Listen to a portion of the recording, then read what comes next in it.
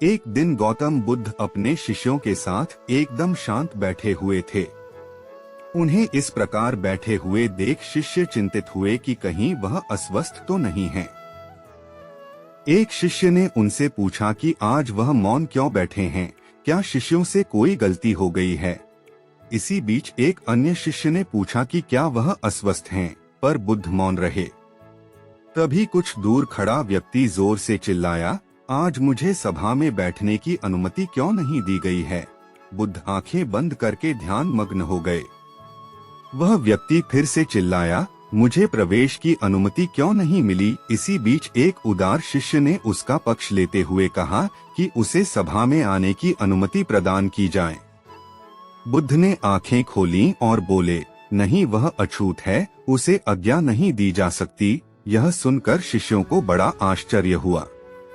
बुद्ध उनके मन का भाव समझ गए और बोले, हाँ, वह अछूत है। इस पर कई शिष्य बोले, हमारे आश्रम में जात पात का कोई भेद ही नहीं, फिर वह अछूत कैसे हो गया। तब बुद्ध ने समझाया, आज वह क्रोधित होकर आया है। क्रोध से जीवन की एकाग्रता भंग होती है।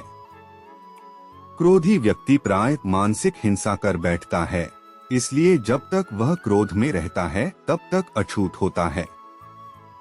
इसलिए उसे कुछ समय एकांत में खड़े रहना चाहिए। क्रोधित शिष्य भी बुद्ध की बातें सुन रहा था। पश्चाताप की अग्नि में तपकर वह समझ चुका था कि अहिंसा ही मनुष्य का महान कर्तव्य व परम धर्म है। वह बुद्ध के चरणों में गिर पड़ा और कभी क्रोध न करने का प्रण लिया। ऐसे ही और कहानी के लिए हमारे चैनल को सब्सक्राइब करें।